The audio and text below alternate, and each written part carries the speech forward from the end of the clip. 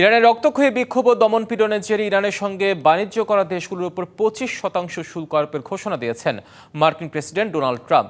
এমন সিদ্ধান্তে ভারত সহ অন্যান্য বাণিজ্যিক অংশীদারদের উপর ফেলতে পারে বড় ধরনের নেতিবাচক প্রভাব, যা বিশ্ব বাণিজ্যে নতুন করে তৈরি করেছে অনিশ্চয়তা।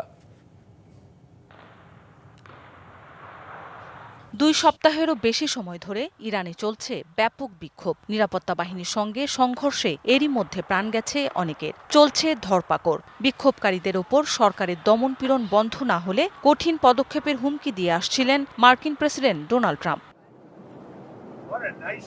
সামরিক অভিযানের হুঁশিয়ারির পর ইরানের ওপর আরও চাপ বাড়াতে এবার দেশটির সঙ্গে বাণিজ্যিক সম্পর্ক থাকা যে কোনো দেশের ওপর 25% শুল্ক বসানোর ঘোষণা দিয়েছেন ট্রাম্প। অবিলম্বে এটি কার্যকর করা হবে।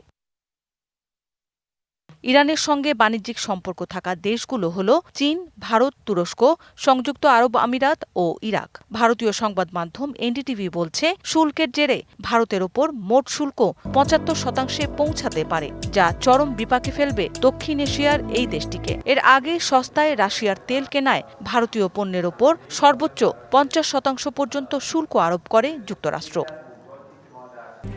RICL TMX, যুগের পর যুগ স্থাপনা থাকে মজবুত। 2024-25 অর্থ বছরে ইরানে ভারতের রপ্তানির পরিমাণ ছিল $1.24 বিলিয়ন এবং আমদানি ছিল $44 কোটি। বাণিজ্য ট্রেডিং ইকোনমিক্স বলছে, এই বাণিজ্যের মধ্যে সবচেয়ে বড় অংশ ছিল জৈব রাসায়নিক পণ্য, যার মূল্য প্রায় $512.92 বিলিয়ন। এছাড়া ফল, বাদাম, তরমুজ, খনিজ জ্বালানি ও তেলজাত পণ্য সহ বিভিন্ন পণ্য ইরান থেকে আমদানি করে ভারত।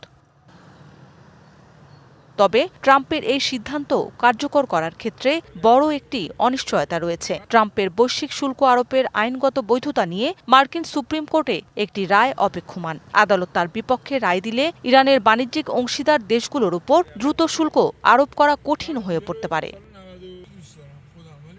মৌসুমী শান্তা, ডিবিসি নিউজ ডেস্ক।